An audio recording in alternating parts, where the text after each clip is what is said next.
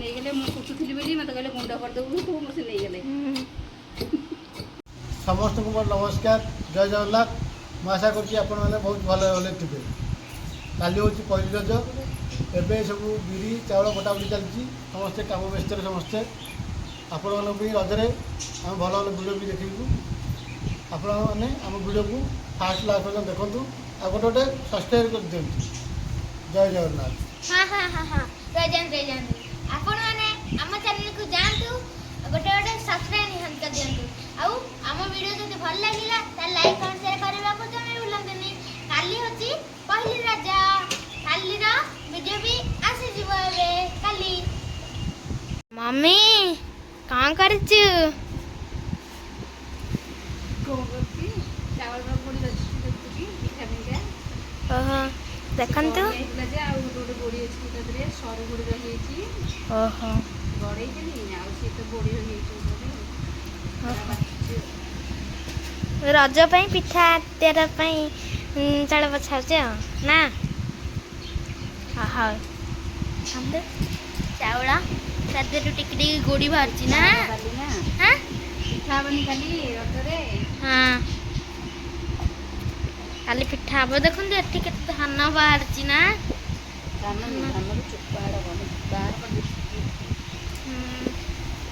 କେତେ ଚୋପା ଛାଡ଼ି ସିଲେଇବା। ହଉ ତାହେଲେ ଆଉ ଦେଖନ୍ତୁ ମା ଏବେ ଆରମ୍ଭ କଲେ ବିରି ଚୋପା ଛଡ଼ାଇବା ପାଇଁ। କାଲି ରଜ ନା, ସେଥିପାଇଁ କାଲି ପିଠା ହବ। ରଗଡ଼ା ହେଉଛି ବା, ମୁଁ କ'ଣ କହିଲି କି? ଦେଖନ୍ତୁ ରଜ ପାଇଁ ପିଠା ହବ ବୋଲି ସେଇ ରଗଡ଼ା ହେଉଛି ଆଉ। ଏତକ ବି ରଗଡ଼ା ହବ ଅଛି, କିନ୍ତୁ ତା ଭିତରେ କେମିତି ପଶୁଛି, ତା ଦେହରେ କେମିତି ଦିଆହେଉଛି, ତାପରେ ରଗଡ଼ା ହବ ଆଉ।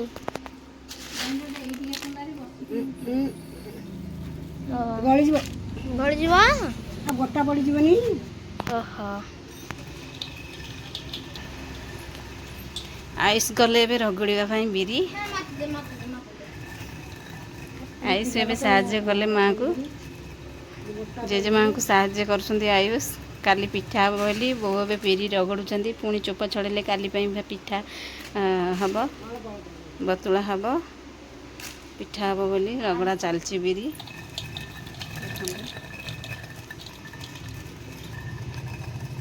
କେତେ ଜଣ କମେଣ୍ଟ କରିଛନ୍ତି ଯେ ମାନେ କାଠି ଲଗେଇନି ବୋଲି କହୁଛନ୍ତି, କାଠି ଲଗେଇବାକୁ। କାଠି ଲଗେଇବ, ଗୁଣ୍ଡ ହେଇଯିବ। କାଠି ଲଗେଇଲେ ଗୁଣ୍ଡ ହେଇଯିବ। ଏମିତି ହେଲେ ଭଲ ଗୋଟା ଗୋଟା ରହିବ। ଗୁଣ୍ଡ ଫାଳ ହେଇନି। ଆଇସ୍ ବି ରଗଡ଼ି ପାରୁନାହାନ୍ତି, ତାଙ୍କ ହାତରେ ଗୋଟା ଗୋଟା ରହିଯାଉଛି ବିରି। ଅମୁଲ କୁଲି ପିଇବି। କ'ଣ ଅମୁଲ କୁଲି ନାଇଁ, ଥଣ୍ଡା ହେବ, ଅମୁଲ କୁଲ ପିଇବା ଦରକାର ନାହିଁ। ନାଇଁ ବାବା କହିଥିଲେ। ହାଁ ବାବା କହିଥିଲେ। ବାବା କହିଲେ, ବାବା କହୁଥିଲେ ନା। ମୁଁ ବାବାଙ୍କୁ କହିଲି ବାବା ପିଇବି, ବାବା କହିଲେ ହଁ ନା ଥଣ୍ଡା ହେବ ନା ଅମୁଲ ମୁଁ କୁଲ ପିଇଲେ। ପିଇବି। ତମେ ଏଇଠି ବସି କ'ଣ କରୁଛ? ହାଁ ସିଲେଇ କରୁଛ। କଳସଟା ବହୁତ ବଢ଼ିଆ ଲାଗୁନାହାନ୍ତି। ମୁଁ ଲଗେଇଥିଲି ଭିତରେ। ହାଁ ତମେ ଲଗେଇଥିଲ ସେତେବେଳେ ନା, ବହୁତ ବଢ଼ିଆ ଲାଗୁଛି। ହାଁ ଆଇସ୍ ଏଠି କ'ଣ କରୁଛ ବସିକି? ଲେଖା ଲେଖି ଚାଲିଛି।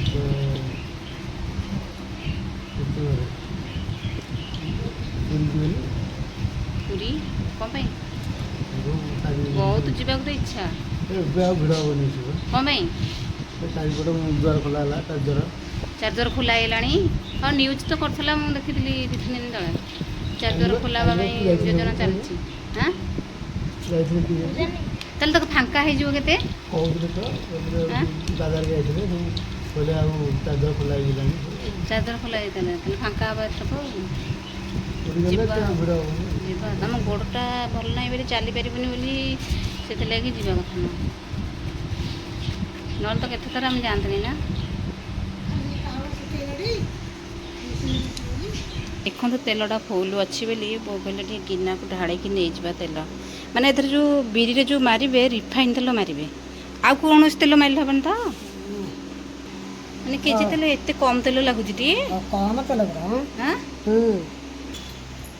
ବୋଉ ଏବେ ପୁରା ସେଥିରେ ତେଲ ମାରିଦେଇ ଥୋଇଦେଲେ କୁଟା ହେବ ଆଉ। ପୁରା କମ୍ ତେଲ ଲାଗୁଛି ଯେତେ ନା ତେଲ ମରା ହେଲା ଶୁଖିଆ ହେଇଗଲା। ଦେଖନ୍ତୁ କେଡ଼େ ବଡ଼ ଖରା ହେଉଛି, ବହୁ ଜୋରରେ ବି ଖରା ହେଉଛି ଆଜି। ଖରାରେ ଥୁଆ ହେଇଗଲେ ରଗଡ଼ା ହେଇଯିବ, କୁଟା ହେଇଗଲେ ବିରି ପଡ଼ିବ ପାଣିରେ ଆଉ।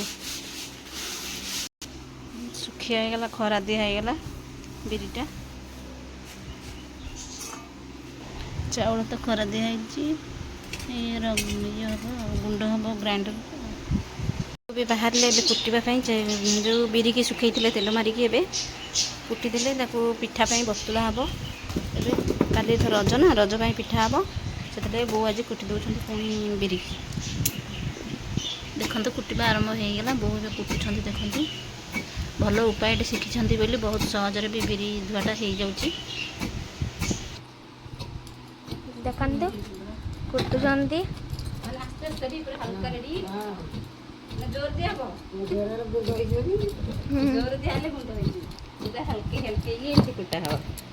କେମିତି କୁଟା ହେଉଛି ଦେଖନ୍ତୁ।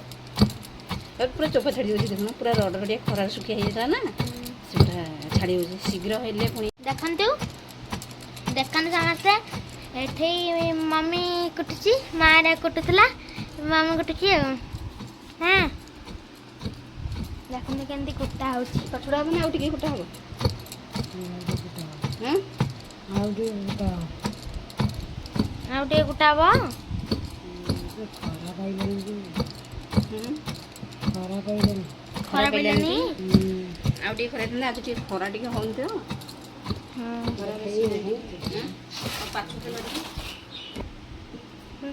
ଦାଦି କହିଲା ପାଛୁଡ଼ା ହବ, କେମିତି ପାଛୁଡ଼ା ହେଉଛି,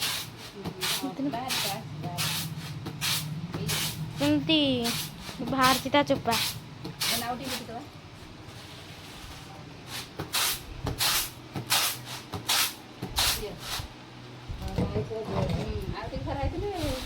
ଶୀଘ୍ର ଛାଡ଼ି ଯାଇଥାନ୍ତା।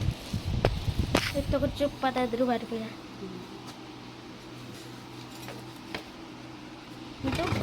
ଏବେ ପୁଣି ଥରେ କୁଟା ହେଲା। ମାନେ ପୁରା ଆସ୍ତେ ଆସ୍ତେ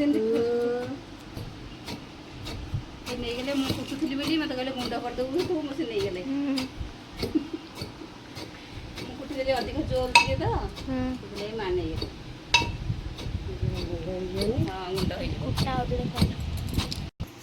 ଦେଖନ୍ତୁ ଏବେ ହେଇଯାଇଛି। ପୁରା ଚୋପା କେତେ ଛାଡ଼ିଗଲା, ଆଉ ଟିକେ ଛଡ଼ା ହେଇଯିବ। କେମିତି ପାଛୁଡ଼ା ହେଉଛି ଦେଖନ୍ତୁ। କେତେ ସହଜରେ କେତେ ଛାଡ଼ିଗଲା ଆଉ ଚୋପା, ଆଉ ଭଲ ଭାବରେ ଆଉ ନା। ଦେଖନ୍ତୁ ଏବେ ହେଇଗଲା ଆଉ, ଏବେ ହେଇଗଲା ଦେଖିଲା। ଗୋଡ଼ି ଟିକେ ବହୁତ ଅଛି ନା, ଟିକେ ଗୋଡ଼ି ଚିପ୍ସ ଗୋଡ଼ି ଅଛି, ବଢ଼ିଆ ହବ ଆଉ। ହେଇଗଲା। ଦେଖନ୍ତୁ କେତେ ସହଜ ଉପାୟରେ ବିରି ହେଇଗଲା। ଦେଖନ୍ତୁ ଏବେ ହେଇଗଲା, ଏବେ ଥୁଆ ହେଉଛି ଆଉ। ହଁ ଦେଖ ହେଇଗଲା, କେତେ ସହଜ ଉପାୟରେ ହେଇଗଲା। ବହୁତ ଭଲ ସହଜ ଉପାୟଟା ଜାଣିଛନ୍ତି। ହଁ ବିରିର ମାପ ବି ପଡ଼ିବ। ଆଉ ମାପ ବି ପଡ଼ିବନି। କିଲେ ବିରିରେ, କିଲେ ଚାଉଳରେ ଅଧ କିଲେ ଖାଇବ। ଚୋପା ଛଡ଼େଇ ଏଇ ବୋଉ ଯେଉଁ ଚୋପା ଛଡ଼େଇ ନଥିଲେ ଏଇ ବିରିଟା, ଏ ବିରିଟା ଚୋପା ଛଡ଼େଇଥିଲେ। ଏତକ ଥିଲା ମୁଁ ଆଉ ଥରେ କରିଥିଲି ତାକୁ ମଝିରେ ପୁଣି କରିଥିଲେ। ମୁଁ ଆଉ ରଜ ପାଇଁ କାମ ଦେଲାନି। ଏମିତି କ'ଣ ପୁରା ସହଜ ନ ନାହିଁ। ଏମିତି ବତୁରେଇ ଦେଲେ ପୁଣି ଚୋପା ଛଡ଼େଇବାକୁ ପଡ଼ିଥାନ୍ତା। ଡାଇରେକ୍ଟ ଏମିତି ପକାଇଦେବ, ଘର ଧୋଇକିରି ଖାଲି ଗଡ଼ିଆ ହେବ। ହଁ ଚାଉଳ ସେଠି ଧୋଇକି ଗଡ଼େଇ ଦେଇଛି, ଫୁଲେଇ ବୁଡ଼ି ବାହାରିଲା ଏତେ ଖଣ୍ଡେ। କାଲି କ'ଣ ପିଠା ମଟର ତରକାରୀ ହେବ? ହଁ ପିଠା ତ ମଟର ତରକାରୀ ହୁଏ।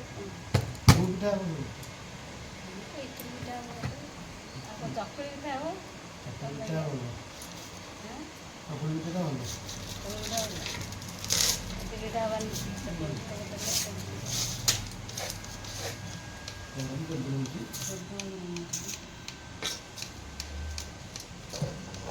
ମମି ସିଏ କ'ଣ ବିରି ବିରି ବତଳା ହେଉଛି। ବତୁରା ହେଇଥିଲା ଯୋଉ ବିରି ମାନେ ବଢ଼ିଆ ହବ ତ ଯୋଉ କୁଟି କୁଟା ହେଇଥିଲା ହଁ, ବିରି ଯୋଉ ହଁ। ଚୋପାଟା ଦେଇଥିଲା ଦେଖ ଏଇଠି ଦେଖିବ କେମିତି ଏତେ ସୁନ୍ଦର ଭାବରେ ଚୋପା ନାହିଁ ଆ ଦେହରେ। ଚୋପା ନାହିଁ ଚୋପା ଟୋଟାଲି ଅଛି କି ଦେହରେ? ନା। ପିଠା ପାଇଁ ବିରି କେମିତି ବତୁରି ଯାଇଛି ବହୁତ ସୁନ୍ଦର ଭାବରେ ହେଇଯାଇଛି। ଦେଖନ୍ତୁ ଗୁଣ୍ଡ ହେଇଛି କି ଜମାରୁ ବି ଗୁଣ୍ଡ ହେଇନି ନା ହେଲା। ପୁରା ଗୋଟା ଅଛି ଆଉ। କହୁଥିଲେ ଏଥିରେ କେଉଁ ତେଲ ମରା ହେଉଛି, ଏଥିରେ ରିଫାଇନ୍ ତେଲ ମରା ହେଉଛି ହେଲା। ରିଫାଇନ୍ ତେଲ ଅଳ୍ପ କରି ମାରିଦେଇ ଶୁଖେଇଦେଲେ ହେବ ଆଉ। ହେଇଗଲା ବହୁତ ସୁନ୍ଦର ଭାବରେ ହେଇଯାଇଛି ବିରି। ତାପରେ ଖାଲି ଗଡ଼ିଆ ହେବ ନା, ନ ଗଡ଼ିଲେ ଖାଲି ଗୋଡ଼ି ହେରା ତା ଦେହରେ ଅଛି। ଗୋଡ଼ି ଟିକେ ଟିକେ ଗୋଡ଼ି ଅଛି ଆଉ। ଗୋଡ଼ି ବାହାରିବନି ଯେମିତି କିଛି ଗୋଡ଼ି ବାହାରିବନି। ଟିକେ ଟିକେ ଗୋଡ଼ି ଅଛି ପୁରା ଟିକେ ଟିକେ। କ'ଣ କହିଲ? ଚାଉଳ ଗୁଣ୍ଡ ହେଲା ଚାଉଳ ହେଇନି ହଁ ହେଇନି ଟିକେ। ଗ୍ରାଇଣ୍ଡର ହେବ ହଁ ଗ୍ରାଇଣ୍ଡର ପୁଣି ମିଲ୍ ହେବ। ଦେଖନ୍ତୁ ମମି ଏବେ ଏଠି ବିରି ଗଡ଼ଉଛି। କିନ୍ତୁ ଗଡ଼ଉଛି ମମି ଆଉ ନା ନା ମମି? ଏମିତି ଗଡ଼େଇ ଦେଲେ ଗୋଡ଼ି ରହିବନି। ଦେଖନ୍ତୁ ତା ଦେହରୁ ଗୋଡ଼ି ବାହାରିଲେ କେତେ, ତା ଦେହରୁ କେତେ ଗୋଡ଼ି ବାହାରିଲେ। ଦେଖନ୍ତୁ କେତେ ଗୋଡ଼ି, ପାଣି ଟିକେ ଦେଖିଲା କେତେ ଗୋଡ଼ି। କେତେ ଗୋଡ଼ି ହଁ, ଆହୁରି ଏତେ ରହିଲାଣି, ଆହୁରି ଏତେ ଆହୁରି ଏତେ କେତେ ବାହାରିବ।